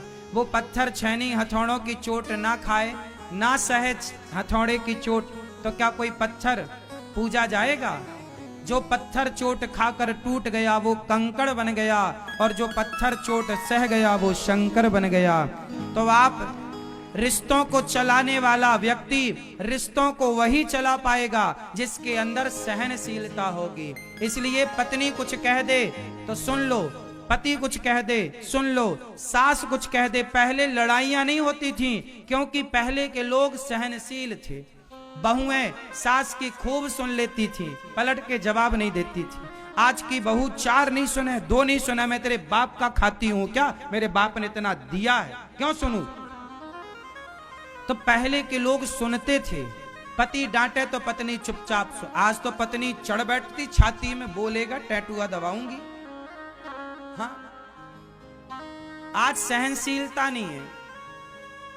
क्यों मेरी मां? आज सहनशील नहीं है जरा सी। सहनशील इसलिए रिश्ते तलाक तलाक तलाक खूब चल रहा है, रिश्ते टूट रहे हैं। पहले सहनशीलता थी। पहले बाप अपने बच्चे को चौराहे पर 10 जूता मारता था। क्यों? पहले यदि बच्चा बीड़ी पीता पकड़ा गया तो बाप चौराहे पे ही पकड़ता था। वो ये नहीं देखता कि घर के अंदर के बाप पकड़ा, 4-10 जूता, जूता जूता ले ले ले। और क्या मजाल के बेटा पलट के एक जवाब दे दे। और आज के बेटे को जरा एक जूता मारो, वो तुम्हें मारने को तैयार है। क्यों जी? तो आज सहनशीलता की कमी है, इसलिए रिश्ते कच्चे हो गए। पहले सहनशील थे लोग तो रिश्ते पक्के थे, क्योंकि सहते थे। आज जहां सहनशीलता है वहां रिश्ते चलेंगे। इसलिए ब्याह करने के पहले सहनशील हो जाना। आपके अंदर सहनशीलता आ जाए तो विवाह करना, और सहनशीलता ना आए तो बिल्कुल ब्याह ना करना। मैया सहनशील हो, सास की पति की दो बातें सुन लोगी तो ब्याह करना, वरना कुंवारे रहो मस्त। और छोरा तुम्हें भी लुगाई की दो बातें सुननी पड़ेंगी। दो बातें सुन लेना तो ब्याह करना, नहीं सुन पाओ तो बिल्कुल ना जिंदगी तबाह करना अपनी। क्यों भैया, चश्मा वाले भैया, पत्नी सुनाती है कि नहीं आपकी? खूब सुनाती है, आप सुनते हो इसलिए चल रही है। और आपके बगल वाले भैया का क्या हाल है? मैया आप सुनाती हो इनको? अच्छा सुनाया करो, हम आपके साथ हैं। शादी की है तो सुनना तो पड़ेगा। तो ब्याह करने के पहले सहनशील हो जाना। पत्नी कुछ कहे सुन लेना, पत्नी को पलट के जवाब ना देना। पत्नियों को वैसे जवाब देने से कुछ होगा भी नहीं। शंकर जी समझा ना पाए माता सती को, तुम समझा पाओगे? इसलिए जो पत्नी कहे वो मान लो। रिश्ते चलाने हैं तो दो तुम कहो दो हम कहें, तुम सुनो हम सुने, रिश्ते चलेंगे। क्यों मेरी माँ? सहनशीलता जरूरी है या नहीं? भाई भाई में क्या, भाई भाई के रिश्ते आज वही अच्छे हैं जहां सहनशीलता है। भाई ने कुछ कह दिया, हमने अरे भाई है कोई बात नहीं, यदि सह गए तो भाई के रिश्ते रह गए, और यदि नहीं सहे तो भाई के रिश्ते कोर्ट कचहरी पहुंच जाते हैं। क्यों जी, बात सही है? जेठानी देवरानी सह गई तो रिश्ते अच्छे हैं, और नहीं सही तो अलग अलग हो गई। उसकी बेटी के ब्याह में वो नहीं जा रही, उसकी बेटी के ब्याह में वो नहीं जा रही है। आज सगी जेठानी अपनी देवरानी के घर नहीं जाती बेटी के ब्याह में, सगी देवरानी जेठानी नहीं आती उसके घर में देवरानी। क्यों? क्योंकि आप लोगों ने इतनी बड़ी डिग्रियां तो पाई। कहते हैं फैक्ट्री चलाना आसान है, बिजनेस चलाना, बिजनेस करना आसान है। भारत दुनिया का सबसे बड़ा आदमी है बिल गेट्स। दुनिया का सबसे बड़ा आदमी, मैया सुनो, दुनिया का सबसे बड़ा आदमी बिल गेट्स है। इतना पैसा है, इतना पैसा है कि पाकिस्तान जैसे 10-20 देश वो एक दिन में खरीद सकता है। इतना पैसा उसके पास, इतना बड़ा बिजनेसमैन है बिल गेट्स। लेकिन सोचिए कि 27 साल बाद उसकी पत्नी ने उससे तलाक ले लिया, बिल गेट्स की पत्नी ने। क्यों? क्योंकि बिल गेट्स सफल व्यापारी तो बन गया, बिल गेट्स सफल बिजनेसमैन तो बन गया।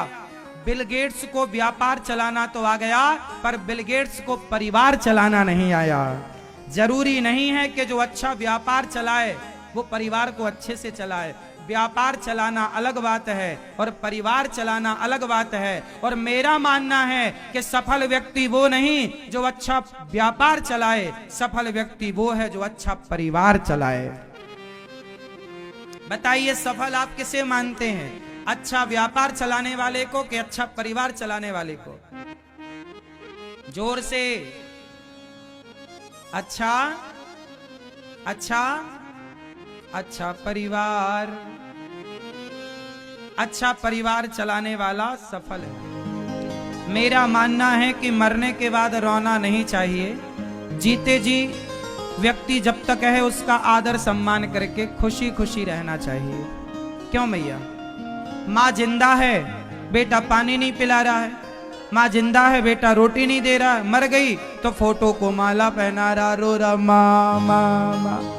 ये तुम ढोंग अच्छा से कर रहे हो। सास जिंदा होती है, बहू गिलास भर पानी नहीं देती, और सास मर जाए तो बहू फ्रंट में बैठ के रोती है। फिर कई बहुएं तो रोती रोती बेहोश हो जाती हैं।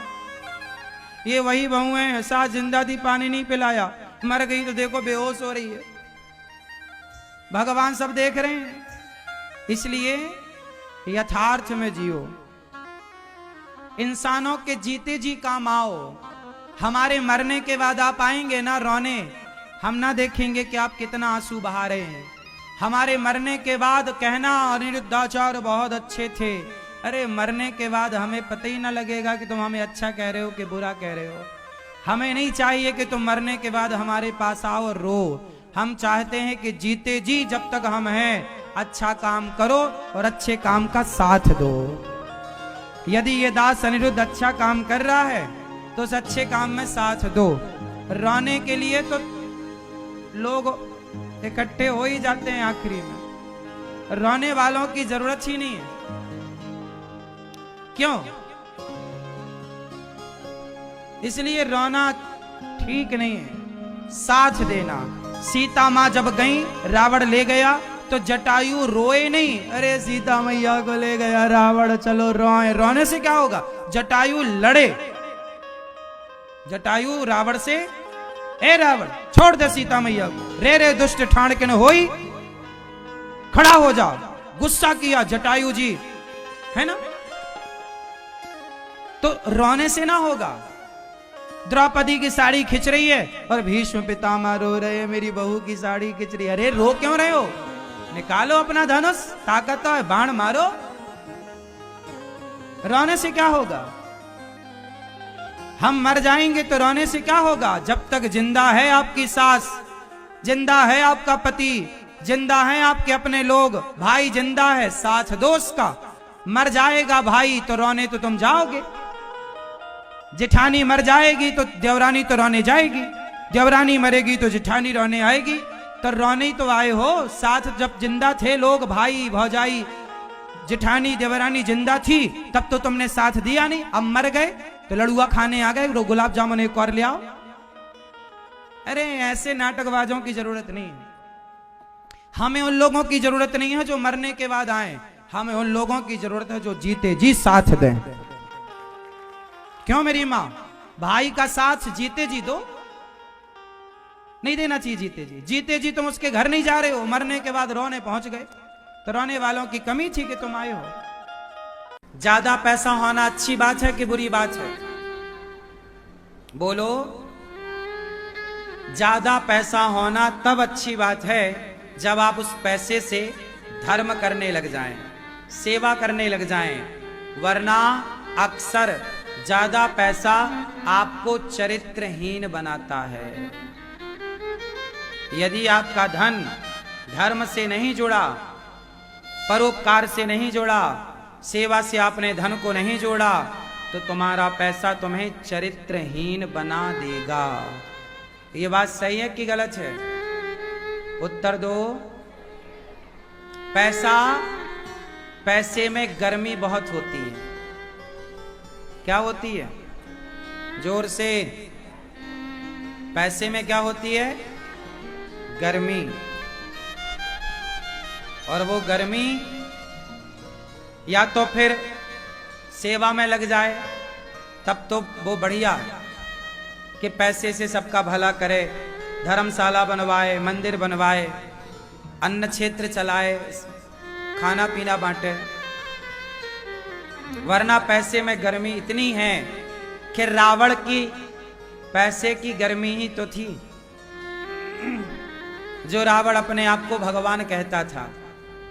इतिहास साक्षी है, जिसने अपने आप को भगवान कहा है, वो सारे लोगों ने पैसे की गर्मी के कारण भगवान अपने आप को कहा। पैसे की गर्मी इतनी है कि पैसे वालों को लगता है कि अपने ची भगवान है। पैसे वालों को लगता है कि हम ही भगवान हैं। रावण को लगने लगा कि हम ही भगवान हैं। हिरण्यकश्यपु को लगने लगा हम ही भगवान हैं। कंस को लगने लगा हम ही भगवान हैं। क्यों? बहुत सारे तो जेल के अंदर हैं जो कहते थे हम ही भगवान हैं। पैसा खुद को भगवान, इसलिए पैसे में गुण कम है, पैसे में अवगुण ज्यादा है। पैसा तभी अच्छा जब पैसा आए तो सेवा में लगे, वरना पैसा अच्छा नहीं है। पैसा इतना बुरा है कि मैं आपको सबसे पैसे वाले की बात सुनाता हूं। सुनो, बिल गेट्स का नाम सुना है? नहीं।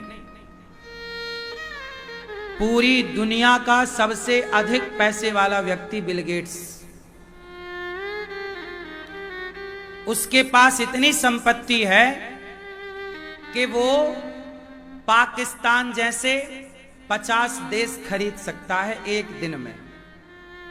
पूरे पाकिस्तान जैसे 50 देश खरीदने की ताकत है, एक दिन के अंदर वो खरीद सकता है। इतना पैसा बिल गेट्स, इतना पैसे वाला है। लेकिन उसकी पत्नी ने 27 साल बाद उसको तलाक दे दिया। अब आप सोचिए कितना पैसे वाला था, तो पत्नी ने तलाक काहे दे दिया? क्यों दे दिया? अच्छा बताओ, बोलो भाई। कोई पत्नी इतने पैसे वाले को तलाक क्यों देगी? उसके पास संपत्ति इतनी कोई और छोर नहीं,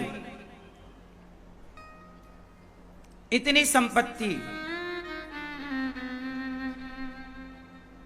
बिल गेट्स के पास इतना धन और उसकी पत्नी ने तलाक दे दी। इतने पैसे वाले को कोई महिला तलाक क्यों देगी? कारण जानते हैं? महिला को पैसा नहीं चाहिए, स्त्रियों को पति चाहिए। क्या चाहिए? पति, प्रेम करने वाला पति। वो पैसे वाला है तो पैसे में गर्मी होती है, और उस पैसे से उसने क्या किया? अन्य स्त्रियों के संग उसका रहा होगा कुछ। तो इसकी पत्नी को पता लगा, और पत्नी भला ये कैसे बर्दाश्त करे कि मेरा पति किसी और स्त्री के संग। तो उसने अपनी पत्नी को तलाक दे दिया, लेकिन उसने अपनी आदतें नहीं छोड़ी। पैसे वाला है, धन से बड़ा है, चरित्र से बड़ा नहीं। और बड़ा वो नहीं जो पैसे से बड़ा हो, बड़ा वो है जो चरित्र से बड़ा हो। इसलिए रावण बड़ा नहीं, राम बड़े। क्यों? क्योंकि रावण का चरित्र नहीं था, जबकि राम का चरित्र है। तो पैसे वाले को हमने बड़ा कभी कहा ही नहीं, हमने तो हमेशा चरित्र वालों को बड़ा कहा है, और वो चरित्र वाले भारत में रहते हैं। इसलिए भारत सबसे बड़ा, सबसे श्रेष्ठ, सबसे सुंदर। भारत में 6 ऋतुओं का आनंद है। गर्मी भी है, सर्दी भी है, बारिश भी है। अन्य देशों में तो आप इंग्लैंड जाओ, सिवाय सर्दी के कुछ नहीं है। वहां के घर भी कैसे बनते हैं?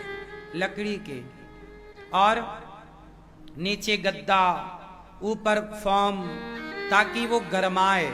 सर्दी बहुत होती है ना, पूरे घर ऐसे बिल्कुल गर्म करने वाले। अपने यहां सर्दी भी का मजा ले लो।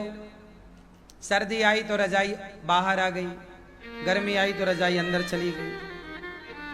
क्यों? सब प्रकार का मौसम अपने यहां, बारिश भी चकाचक नहीं।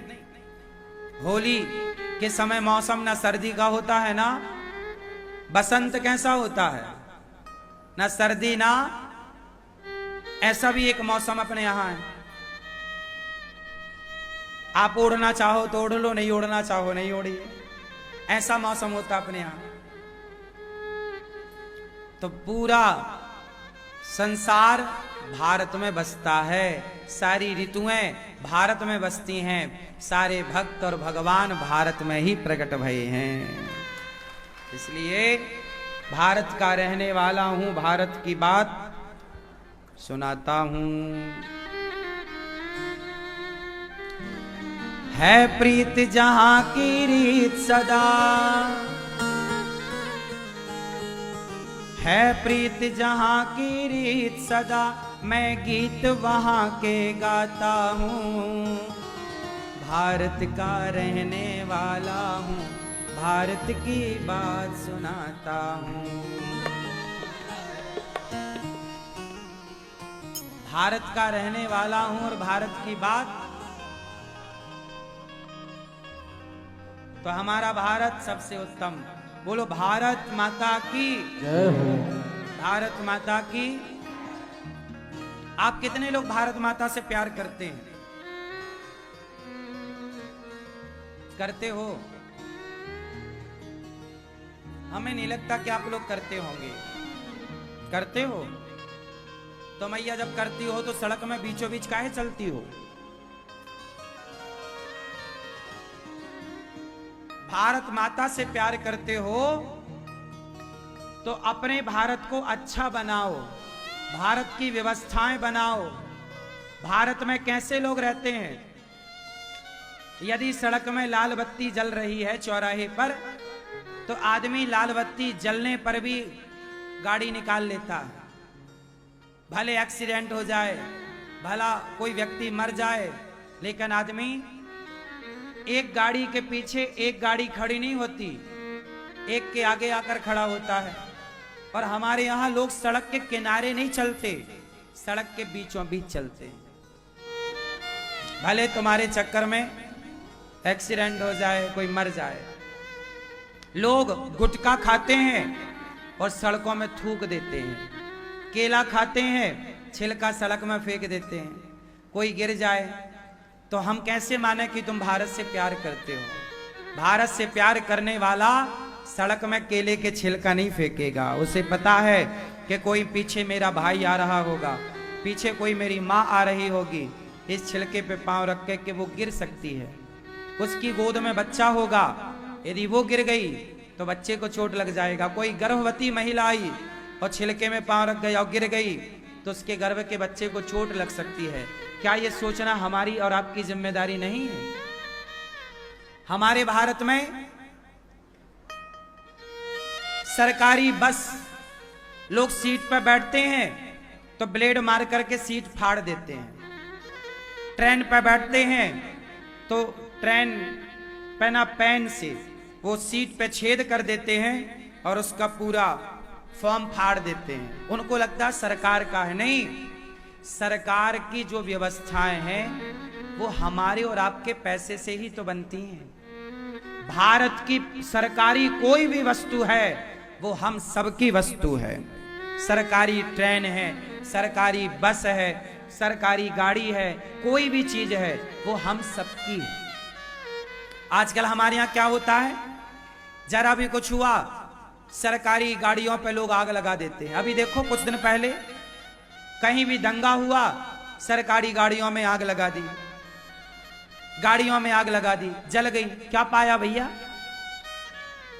करोड़ों का नुकसान करके तुमने कौन से अच्छा काम किया? सरकारी नुकसान मतलब भारत का नुकसान, भारत का नुकसान मतलब हमारा नुकसान, आपका नुकसान। जब तक भारत को अपना नहीं मानोगे, जब तक भारत की संपत्ति को अपना नहीं मानोगे, तब तक भारत माता से प्यार करना मैं नहीं मानता कि आप प्यार करते हैं। जब सरकारी चीजों को आप अपना मानो, सरकारी व्यवस्थाओं को अपना मानो, सड़क को आप अपना मानो, यह हमारी सड़क है, हमारी सड़क है, इसे साफ रखना हमारी जिम्मेदारी है। गाड़ी चला रहे हो तो गाड़ी चलाने के पीछे चाहे जहां, अब क्या होता है कुछ लोग बीच में गाड़ी खड़ी करते हैं और दरवाजा खोल देते हैं, पीछे वाला आया और दरवाजे में फंस के गिर गया।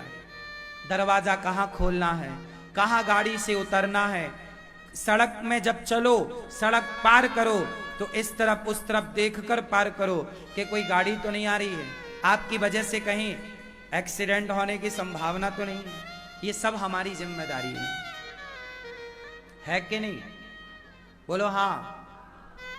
लेकिन हमारे यहां लोग गुटखा खाएंगे और गुटखे का पाउच सड़क में फेंक देंगे। बहुत अच्छी व्यवस्था नहीं है। सरकार कितना करेगी, जब तक हम और आप जागरूक नहीं होंगे व्यवस्थाएं नहीं होंगी। तो भारत माता से प्यार करने वाले को भारत की व्यवस्थाओं को फॉलो करना चाहिए। बोलो हाँ के ना। एक दूसरे का ख्याल रखना चाहिए। स्त्रियों का मन ज्यादा चंचल होता है कि पुरुषों का? स्त्री का। स्त्रियों से कई गुना ज्यादा मन पुरुषों का चंचल होता है। इतिहास गवाह है, स्त्रियों ने कभी 4 विवाह नहीं किए, पर पुरुषों ने 10-10 विवाह करने की परंपरा रही है।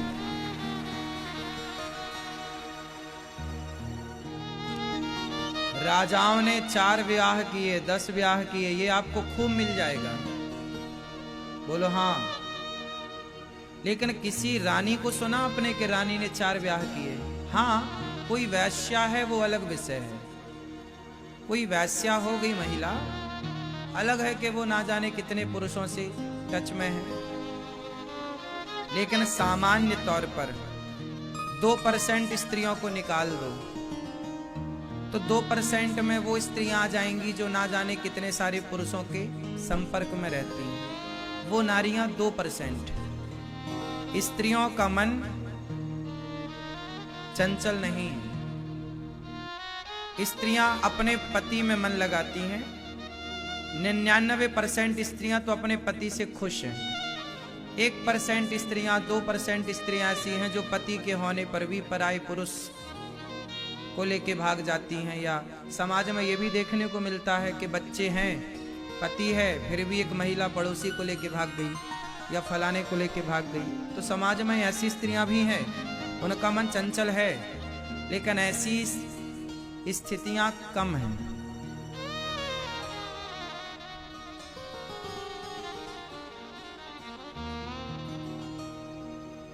पुरुषों का मन ज्यादा चंचल है।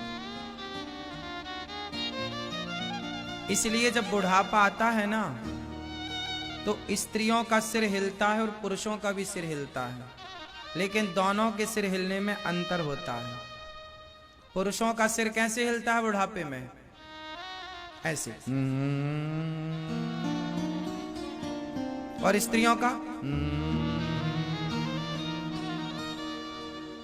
ध्यान से देख लेना। पुरुष से भगवान पूछते हैं, क्यों आओगे दोबारा संसार में? हाँ हाँ,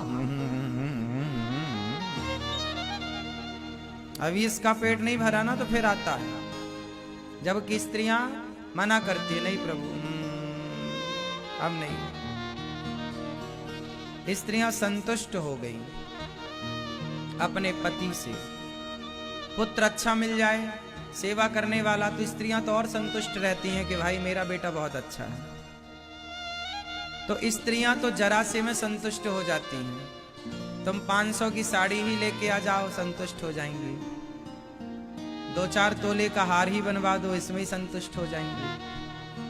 लेकिन तुम 20 लाख की गाड़ी खरीदने पर भी संतुष्ट नहीं होते। बड़ा सा घर बनवा करके, बड़ी जमीन जायदाद पा करके भी तुम संतुष्ट नहीं होते। हाँ या ना? स्त्रियां तो बेचारी छोटा सा आईना मिल जाए, बस एक लिपस्टिक मिल जाए, मस्त संतुष्ट है। आईना में देखा कि लिपस्टिक, दांत में लग जाए तो पल्लू से दांत की पोंछ लेती हैं लिपस्टिक, संतुष्ट है। ज्यादा इच्छाएं नहीं है। क्यों? बात सही है। स्त्रियों को तो बस एक बाल चोटी लाके दे दो, लिपस्टिक लाके दे दो, छोटा मोटा बढ़िया सा हार दे दो। एक छोटी सी जिंदगी है स्त्री की। क्यों मेरी मां? छोटी छोटी इच्छाएं हैं स्त्रियों की, थोड़ी सी कामनाएं हैं स्त्रियों की। लेकिन पुरुष वर्ग स्त्रियों की उन छोटी छोटी कामनाओं को भी पूरी नहीं कर पाता, स्त्रियों के उस भाव को भी नहीं समझ पाता।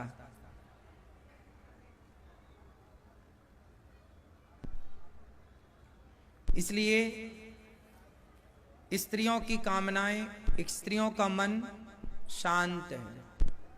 एक उम्र में अशांति रहती है, जवानी में, लेकिन फिर वो समय के साथ साथ ठीक हो जाता है। लेकिन पुरुषों का तो बुढ़ापे में भी मन अशांत रहता है। सब कुछ होने पर भी मन शांत है।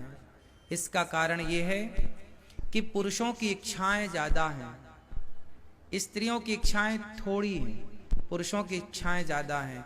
इसलिए कहता हूं, इच्छाओं को समाप्त कर लोगे जीते जी तो मोक्ष की ओर बढ़ पाओगे। इसलिए कहता हूं कि ध्यान करो ईश्वर का। जिसकी ज्यादा इच्छाएं हैं वो ज्यादा दुखी है, जिसकी कम इच्छाएं हैं। राम की इच्छाएं नहीं थीं तो जंगल में खुश थे। रावण की इच्छाएं इतनी ज्यादा थीं कि सोने की लंका में भी परेशान था। रावण सोने की लंका में परेशान क्यों था? क्योंकि इसकी इच्छाएं ज्यादा थीं और राम की इच्छाएं बोलो बोलो कम थी। राम अपनी पत्नी में संतुष्ट थे, जबकि रावण अपनी पत्नी से संतुष्ट नहीं था। संतुष्ट होता तो दूसरे की पत्नी काहे चुराता? तो सबसे बड़ा धन क्या है? संतोष। इसलिए चाहे स्त्री हो चाहे पुरुष हो, दोनों को संतुष्ट रहना चाहिए। जो विधाता ने दिया है वो मेरी औकात से, हैसियत से बहुत ज्यादा है। जो दिया है उसका धन्यवाद दो, प्रसन्न रहो। यदि आपकी इच्छाएं ज्यादा हैं, और फिर देखो इच्छाओं का तो कोई अंत ही नहीं है। क्या रावण की इच्छाएं पूरी हो पाई? क्या दुर्योधन की इच्छाएं पूरी हो पाई? क्या कंस की इच्छाएं पूरी हो पाई? क्या समाज के प्रत्येक व्यक्ति की इच्छाएं मरते समय भी पूरी हो पाती हैं? किसी मरते हुए व्यक्ति से पूछना कि भाई तुम्हारी इच्छाएं पूरी हुई, तो वो मरने के 2 घंटे पहले भी बताएगा कि मेरी अभी ये इच्छा है, मेरी अभी ये इच्छा है। हाँ या ना? इच्छाएं पूरी नहीं हो पाती और आदमी पूरा हो जाता है। मैं तो कहता हूं जीवन जीना है ना, तो जीवन पूरा होए उसके पहले अपनी इच्छाओं को जीरो कर लो, पूरी कर लो, शून्य कर लो। इच्छाएं रहें ही ना। बिंदास मरने का मजा तब है जब इच्छाएं खत्म हो जाएं। आप लोग मरते हैं ना तो रो रो के मरते हैं। अरे मर रहे हैं, रो रहे हैं, रो रहे हैं। अरे मरो तो बिंदास मरो। मरना भी मजा है, मरने का भी एक अपना मजा है। मरने से सब जग डरा, मेरे मन आनंद। मुझे मरने का कोई भय नहीं लगता। अरे मरना भी एक मजा है। कब मरी हूं, कब भेंटी हूं, पूर्ण परमानंद। संसार तो बहुत घूम कर देखा, मरने के बाद तो परमात्मा की यात्रा शुरू होती है ना, तो उस यात्रा में चलने का भी अपना मजा है।